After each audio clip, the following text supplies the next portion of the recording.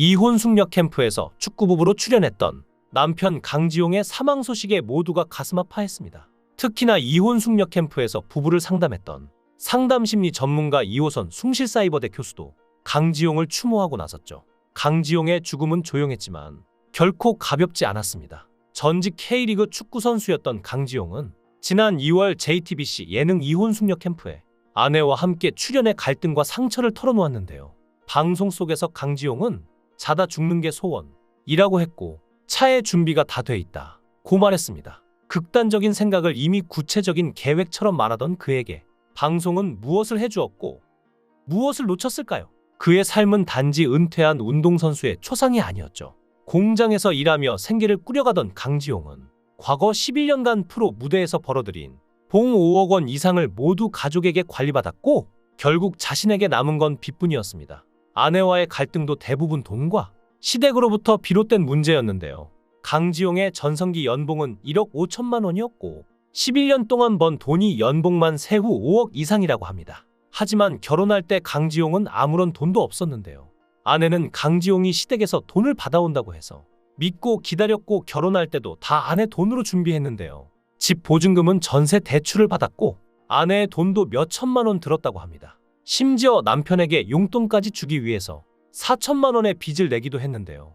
아내는 시댁 식구들이 남편을 돈줄이라고 생각하는 것 같다며 시부모님들은 내 돈 들여 키웠으니 자식 돈 쓰는 건 문제없다고 생각이 될 정도라고 했습니다. 도대체 어떤 부모가 이럴 수 있을까요? 심지어 강지용의 부모님은 50평대 아파트에 거주 중인데요.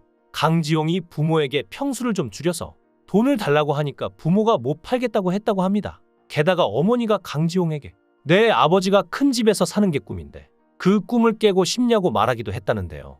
본인 꿈 때문에 아들 인생은 어떻게 돼도 상관없나 싶었나 생각이 드는데요. 심지어 강지용이 벌어온 11억 원의 돈을 남동생 명의로 빌라를 구매했다는데요. 남동생이 사는 집에도 강지용의 돈이 들어갔지만 정작 남동생 부부는 강지용 부부에게 결혼식 날짜조차 알리지 않았다고 하죠. 심지어 결혼 3년 차임에도 상견례를 하지 않아 사돈끼리 얼굴도 모르는 사이라고 했는데요. 심지어 여기에 더 힘든 상황까지 겹쳤죠. 원래 삼형제인데 형이 지금 없는 상황인데요. 생전 형의 보증을 서줬는데 갑자기 대부업체에서 하나둘씩 연락이 왔다는데요. 이후 형은 극단적인 선택으로 세상을 떠났고 형 장례 이후 폭풍이 몰아쳤다고 합니다. 집문서, 담보문서, 보증문서, 형의 대출 문서 같은 게 다 날아와서 그때부터 집안이 고꾸라졌다는데요. 많은 사람들은 강지용이 11년간 프로축구 선수로 생활했는데 왜 금전 문제가 나오는지 이해를 못했는데요. 그럴 수밖에 없는 게 강지용은 방송에서 은퇴 후 월 300만 원을 받으며 화학 물질 제조 공장에서 근무 중이라며 언급했기에 왜 프로축구 선수 출신이 공장에서 월 300만 원을 받으면서 일하고 있는지 다들 이해할 수가 없었죠. 결국 강지용은 빚에 시달리다가 화학 공장에서 교대로 근무하기 시작했는데요.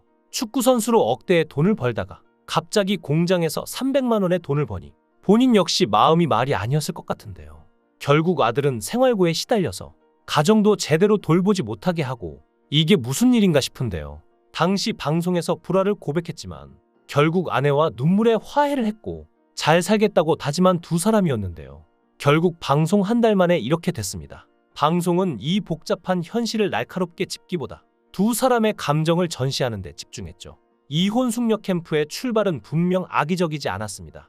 이혼 위기에 놓인 부부들이 막판 고민의 시간을 통해 관계를 되돌아보고 소송 이혼에 앞서 감정과 현실을 정리해보자는 기획은 의미 있는 시도였죠. 전문가의 조언, 합숙을 통한 깊은 대화, 서로에 대한 이해를 돕는 미션까지 프로그램은 진정성 있는 출발선에서 시작됐습니다. 그러나 누군가의 삶을 꺼내 보이기 시작한 순간부터 그 책임은 무거워지기 마련입니다. 특히 이미 지쳐있는 사람들의 고통은 조심스럽게 다뤄야 했을 것입니다. 하지만 방송은 어느 순간 공감을 유도하는 장면과 극적인 갈등에 초점을 맞추었기에 강지용의 무너지는 목소리와 고백을 하나의 장면처럼 사용했던 것은 아니었을까 하는 생각이 드네요.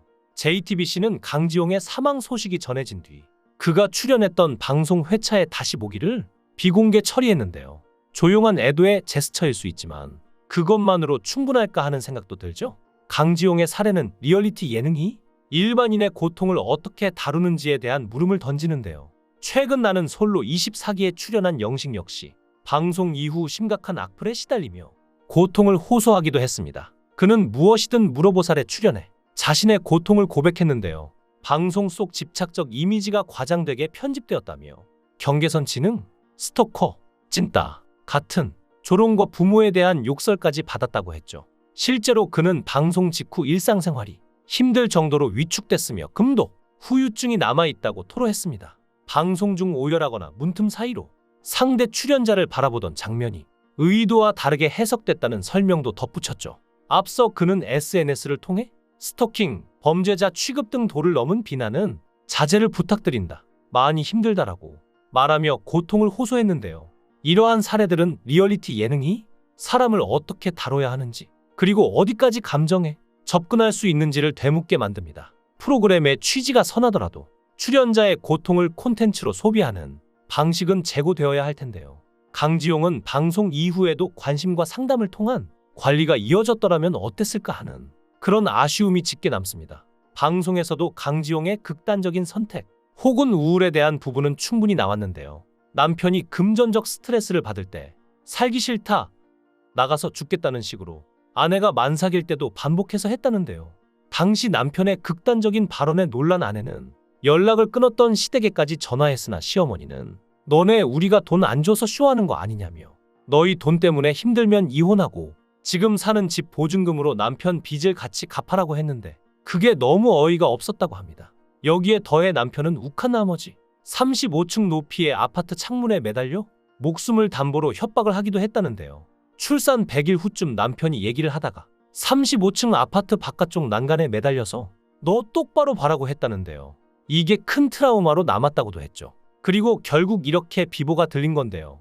특히 강지용이 축구선수로 활약하며 의미 있는 시간을 보냈던 걸 생각하면 더욱 안타까운 뿐입니다. 강지용이 선수로 뛰었던 부천FC 1995는 공식 인스타그램에 2014년부터 2016년까지 우리와 함께 했고 2016년에는 주장을 역임하며 헌신했던 강지용 선수가 안타깝게도 우리 곁을 떠났다며 삼가 고인의 명복을 빈다고 추모했는데요. 강원FC도 깊은 위로와 애도를 표한다고 고인의 넋을 위로했습니다. 갑작스러운 사망 소식에 방송을 지켜봤던 시청자들 사이에서도 적지 않은 충격과 안타까움이 이어지고 있습니다. 앞서 설명한 고인의 가정사는 리얼리티 예능이라는 장르를 넘어서 가장의 현실적인 무게와 고통을 드러냈는데요. 하지만 방송 이후 약 한 달 만에 전해진 강지용의 사망 소식이 이어지자 강지용이 방송을 통해 털어놓은 상처와 감정이 더 심각했던 것 같다는 우려의 목소리가 나오고 있는데요. 특히 일반인 출연자는 연예인보다 미디어 경험이 부족하고 방송 후의 반향이나 정서적 부담을 감당할 준비가 되어 있지 않았을 가능성이 큽니다. 정서적 안전망이 결여된 채 진행되고 있는 것이죠. 잘 살아보겠다고 방송까지 출연해서 노력했던 모습을 보여줬던 사람이기에 이번 소식이 더욱 가슴 아픈 것 같은데요. 부디 하늘에서는 고통 없이 편히 쉬길 바라겠습니다. 삼가 고인의 명복을 빕니다.